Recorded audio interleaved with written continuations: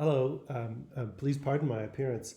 I'm recovering from COVID, and I think I'm taking a long time to recover.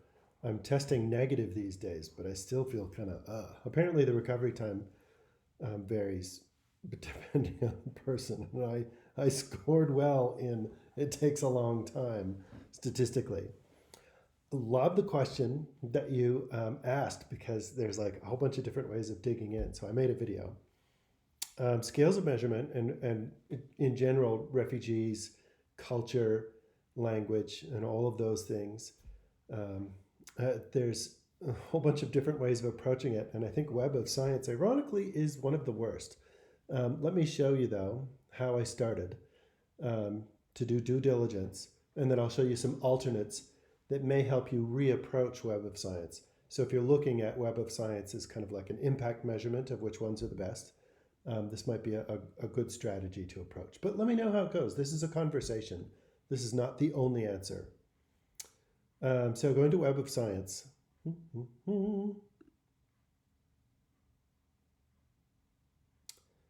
I just did a search and I had a problem with my cookies. So I had to delete all of my history in cookies just to get this thing to work in the first place. So when in doubt, flush your cookies and if that makes a difference. I was having a problem with a ProQuest database the other day too, and I had a weird thing. Okay, so let me get rid of this search one. It's remembering I've already corrupted my cookies. Just as uh, just to see what's out there in Web of Science, I did scale of measurement in quotes, and that way it'll stick scale of measurement as those words will stick together. And I put a star right here in case it's scale or scales. That's kind of a catch-all called a wildcard search. And I found, and when it looks at all fields, it doesn't look in full text. It's pretty much just looks at the title, keywords, subject supplied by the author, abstract, and that's pretty much it. And I found in Web of Science, there were articles that declared it. And so we know that it's something that people sometimes declare. Is it always declared this way? In some of the searching on languages and culture and refugee and acculturation and belonging and all sorts of stuff like that, I found that they didn't always use scales of measurement. Sometimes they called it a scale, sometimes they called it a measurement scale, or they had all sorts of different ways of talking about it. There might not be a way around that. When it comes down to the methodology, maybe it's better to know who's doing a methodology and maybe what did they call it rather than looking for scales of measurement. Scales of measurement may be too generic of a term and we might need something more specific. Having said that, this is something we may have to negotiate as we go. By the way, I added a row and I just did refugee. And again, I put a star so it'll get refugee or refugees with scale of measurement, and I got nothing in Web of Science. So that's like 70 million articles, and those two things don't show up. Keeping this open, how do I get around that? Well, let me show you my first. So there's two statistical databases that have instruments in them, and they also have examples. These might be places where you could do methodology and instrument research related to language and or refugees and or both. Let me show you those two. Under databases, the first one, which I love the nickname for it, it's HAPPY. It's an acronym that stands for health and something, something, something. But if you go to H, I always have to search for HAPPY. HAPPY, there it is. Health and Psychosocial Instruments, HAPPY. A lot of this is articles, but you can go in and using keywords and you can find out how people are measuring and what they're measuring.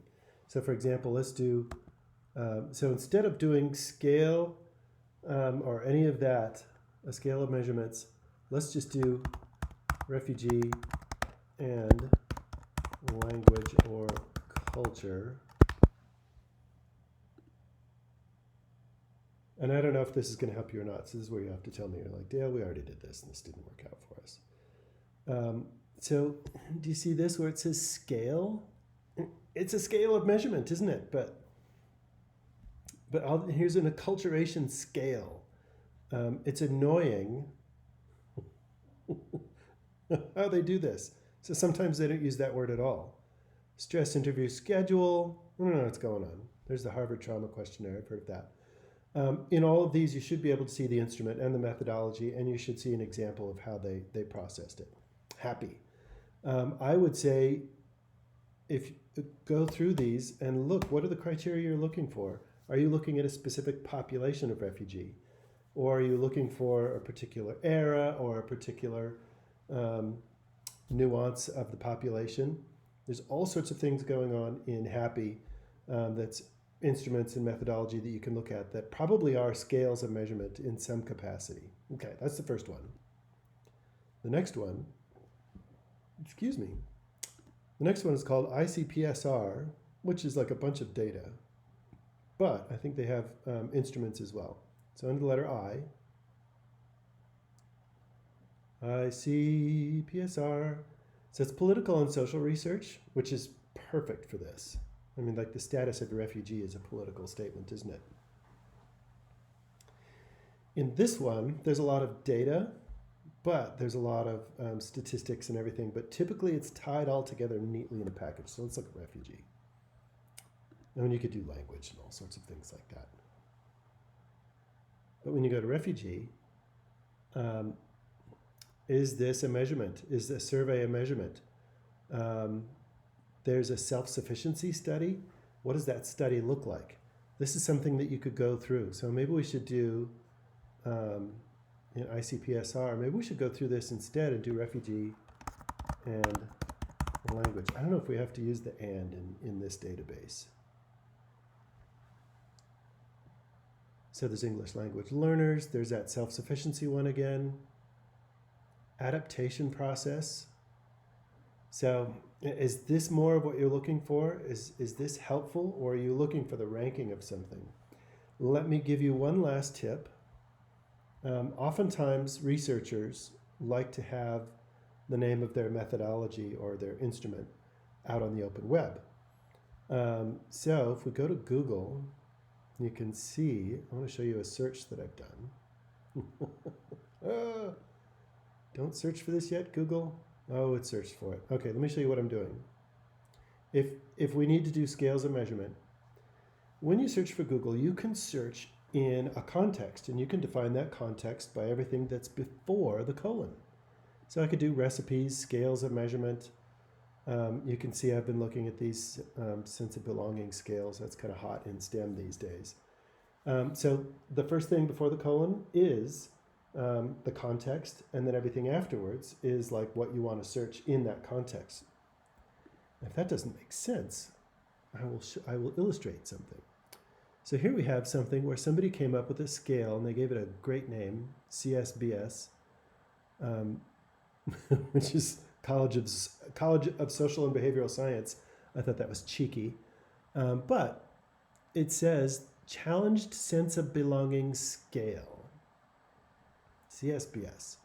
We can go back and we can go to the library catalog or Web of Science or any of these social sciences databases, and we can search for that in quotes. Challenged sense of belonging. And that's a scale, it's a measurement, it's an instrument, and we can see who's writing about this. There's a couple. And I think this is the article that was out there on the open web. And this shows up under Biomed Central, a medicine database. Two things you can do. One, you can go in and you can look at the abstract, if you find a good one that out on the open web, because they want to be discovered, or they want to be, is the scholarly conversation. We hear what other people are using that's successful. So you can see what are they looking at, but we can see the subjects that they used. So we can see cultural identity, national identity, specific languages, there's quantitative, there's specific populations, scales. So you get the idea. If you wanted to see that article, You can go in and let's see if it shows up. So, I'll go into this one. Some of these, they won't show up in full text, even though we're linked to them. I'm laughing because I'm still sick. I apologize. When we're confronted with all these choices, it helps to know that some are good and some don't always work. Okay, let's see. Let's see if we can find this. So here's the article itself. But let's go back to Web of Science. here's the, what is this? The $20 question? Maybe this is the $60 question. Can this method work that Dale showed us? Or is this just a dead end? Okay, in this case, it might be a dead end. As you would go, though, keep looking in these things. And if you need something to be indexed in Web of Science, this is how you would validate whether that was true. Let me know if this helps. If you are searching for instruments and methodology, or if I can help further. And I bet there's other angles that we could approach on this. But this is my first stab at it.